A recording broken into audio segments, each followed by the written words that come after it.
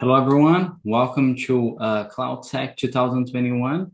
I'll be talking today about building seamless security for microservices applications.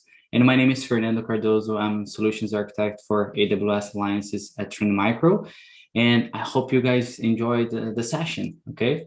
Um, the first step here from this session, I just want to bring a little bit information of like the state of web application security, right? It is very interesting for you to see the market demand of like web applications, and also the software developers are moving a little bit more with the focus in the web applications, right? Web applications vulnerabilities, data breach are increasing, and we are seeing more and more applications getting breached from hackers across the globe, right? This is very important aspect for you to start looking more to protect your web applications, since like a shift left, right? When you are building those web applications until the moment that you create that in runtime in the cloud providers, right? And then another important information on when you talk about the state of application security, right? It is also the number and the majority of the external attacks that has been reported in the Forrester report in 2020, where most of those exploits are being like using exploits in software, right? In specifically flaws, and also in the compromised web applications. This is pretty important for you to make sure you don't have like, or you are not carrying any kind of like security flaws in the platforms or in the software that you are building or in the open libraries that you are using in your applications. Plus, make sure you are make a good sanitization and good like a validation of like everything that's coming right to your applications before you process that.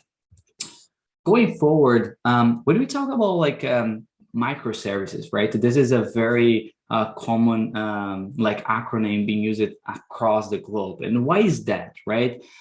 Most of like microservice applications, it is the new modern applications, right? Instead for you to use the old way to create like one mono block of like applications, no.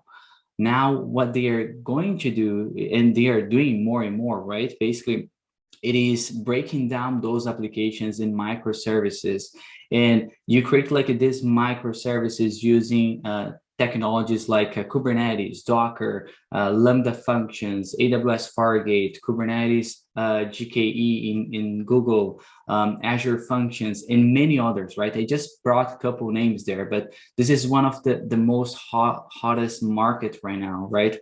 And it's easy to see based in like these two statements, right? One from RiseScale and the other one from Global Market Insights, where they say like the rate of like growth of like a serverless applications are like a 75% year over year in the last couple of years.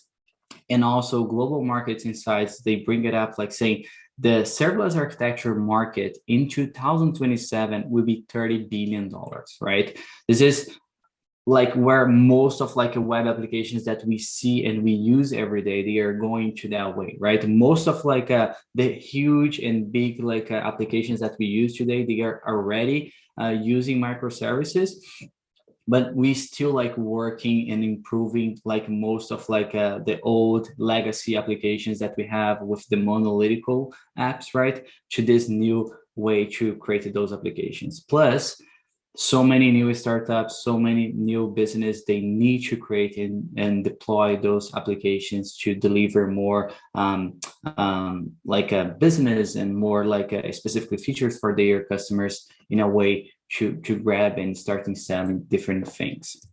But moving forward, when we talk about like a web application microservices, right? There are some specifically security challenges, mainly because the fast and the velocity, right? How they are so agile to create those applications using the DevOps pipelines and CI/CD pipelines.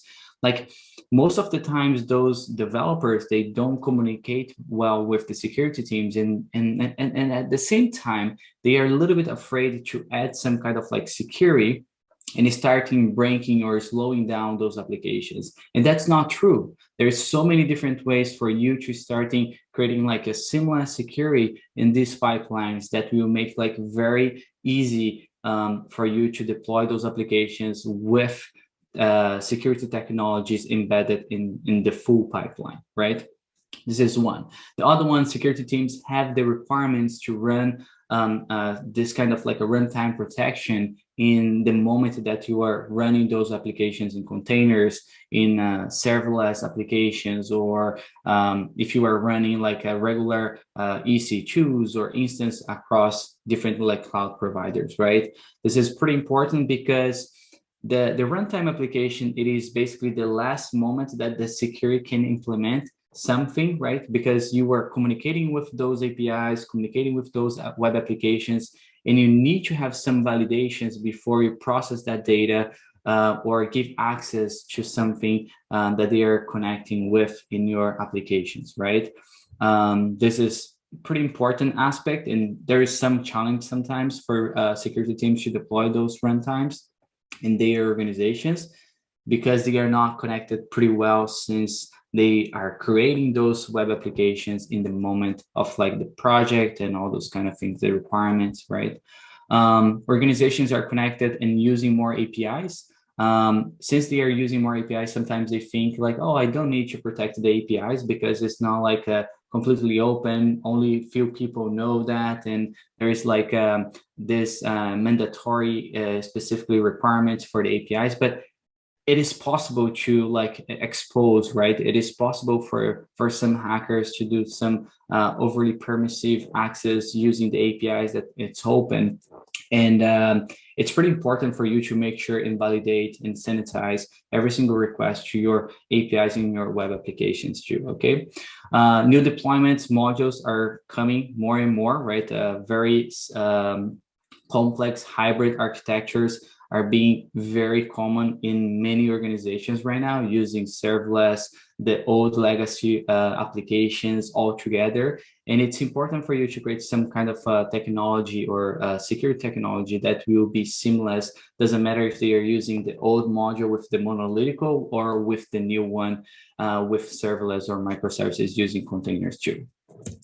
If we go to the next one, it is basically talking about the prevalence security issues in serverless applications, right? It's pretty interesting how they are, some people, they don't think data injection is possible in serverless, and it is, right? Insufficient logging or monitoring. It's pretty important for you to validate if those capabilities are enabled, or if you have some ways to track all these requests to your web applications using serverless or containers, for example.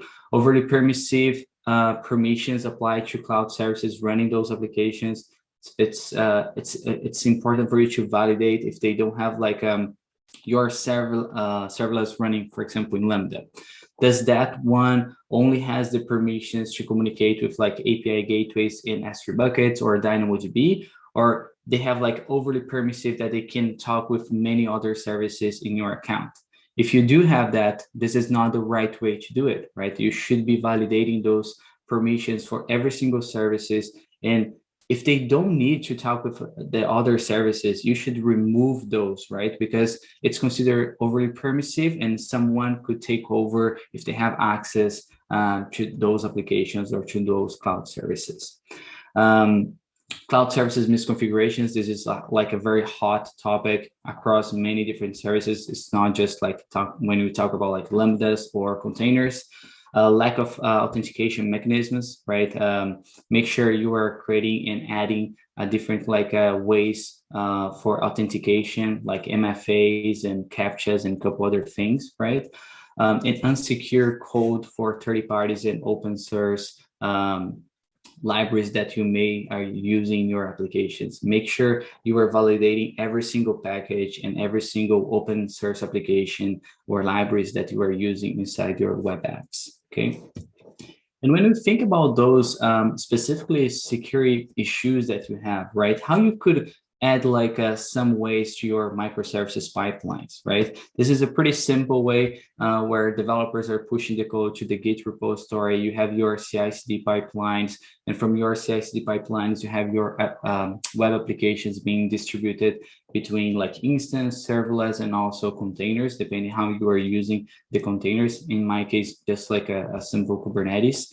But the serverless, you could also say like Lambdas, Azure Functions, or GKE, right? And if you or like Google Functions too. If we think about like the first steps when you are building those applications, right? It would be very important for you to do a code scanning, open source scanning, and dependencies tracking from every single application that you are building. Another important aspect, this is like where we are going to focus in our demo today. It is basically how you can deploy some kind of like a runtime application self-protect in a very early stage when you were basically running those applications. You have this kind of like a protections like SQL injection, remote command execution protection, malicious payloads scanning, right? Illegal file access, open redirect, malicious file upload, to be monitoring and scanning every single file that they are uploading to your web application, IP protection, and many others, right? This is some of the security libraries that you can inject, or security layers that you can inject directly when you are building those infrastructures, or when you are building those applications using containers or using serverless, right? And it's pretty interesting to show you how this can be very seamless for your like CI/CD pipelines today. The third piece here would be the cloud services misconfigurations. Everything that you are creating in the cloud, it is very important for you to monitoring all the time, right? This is 24 hours by 7. Because anyone can start in creating more services, or creating or changing a little bit like configurations in those services. And it will be important for your organization to make sure you are not like applying specific configurations that will go against specifically compliances or standards that you may have in your organization, right? We also can validate against like AWS Web Architecture Framework, Azure Web Architecture Framework, PCI DSS, and many others. Those are the most common use cases from a lot of organizations, but depending how do you prefer, you can like basically set it up those environments. Monitoring and logging are very important aspects. Some people forget to enable those features, right? Most of the cloud providers, they have that already, but you just need to enable for them to start monitoring and logging all this information from the sessions, or who is accessing, and all those kind of things. And if you want to read a little bit more about this kind of like a protection for serverless pipelines or for microservices, I created like a paper, a couple, I think it was last year, and you can read using this QR code. It's just talking about like how you can easily protect your serverless applications. Please feel free to read and give me like some feedbacks if you want, but I hope you like it. Okay, now let's go for a demo. But before we start the demo, I just want to show you what is the actual architecture that we are going to use, right? The first case here, it is this pipeline where I have like a CloudFormation template. And inside of this CloudFormation template, we have embedded like our RASP technology, right? Our security layer inside the Lambda functions. And how that works, it's basically we will define a couple informations for the variables that we need, the API key, secret key, and also the region that will be activating that security library.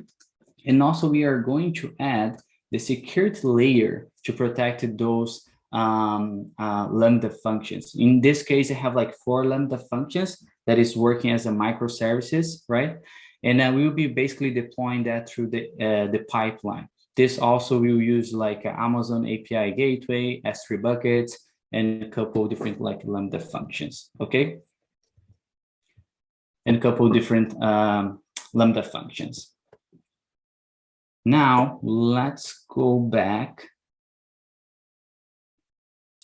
to the actual code. Okay, since I have this one, I will just do a little change here in my description. Just save this one, and I will push this to my production. Okay, update.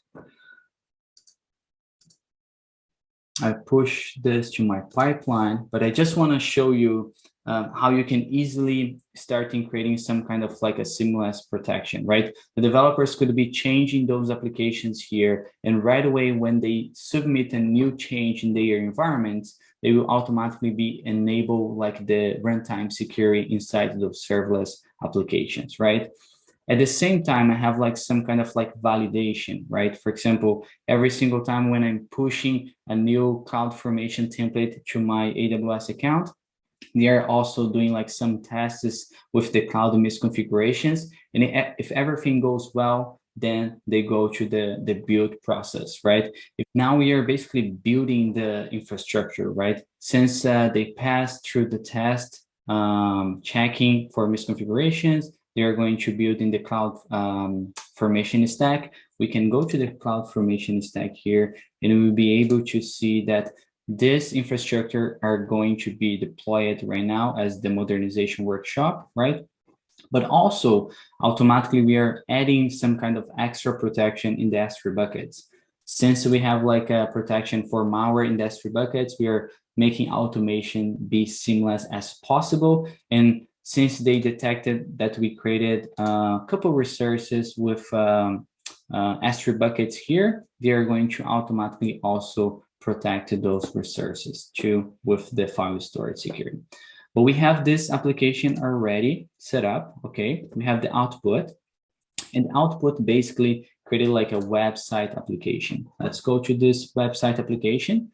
And in this website application, it's just like talking, very simple application using serverless, right? But we have a couple malicious ways to attack this application: uploading files, command execution, and legal file access. We are just testing two here today, just for you to understand how this protection will work.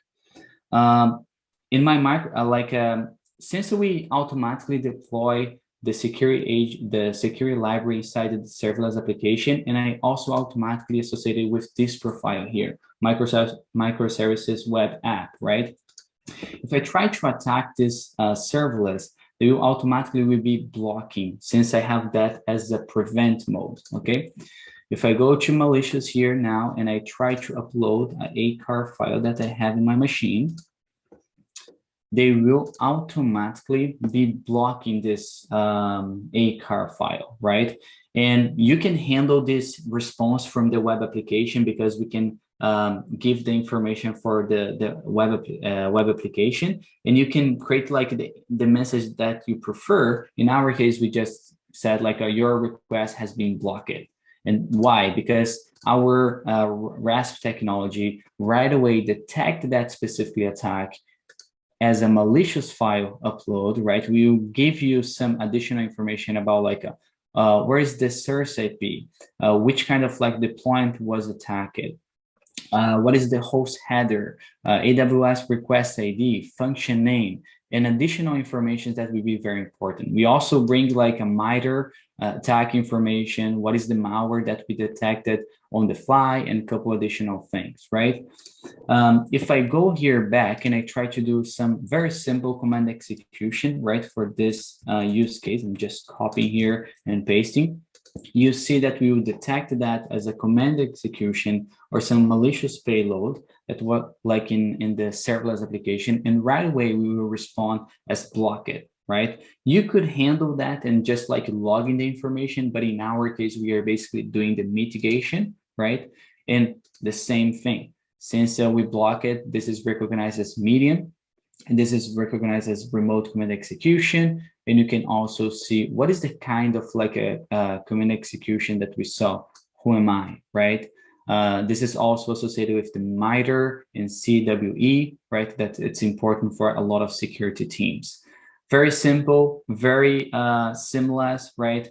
We just from the CloudFormation template with like our serverless applications, we added the security layer to those Lambda functions, and automatically they all get protected by our application security that you can block on the fly or just log the information, right? Very simple demo, but I think it's very helpful and useful for a lot of organization. I hope you guys like it. And thank you so much for participating in the CloudSec 2021. If you want to like talk with me and connect it, please feel free through this contact information here, email, LinkedIn, Medium, or Twitter. And I hope you like it, the session. Thank you so much. Okay. Have a good one. Bye-bye. Take care.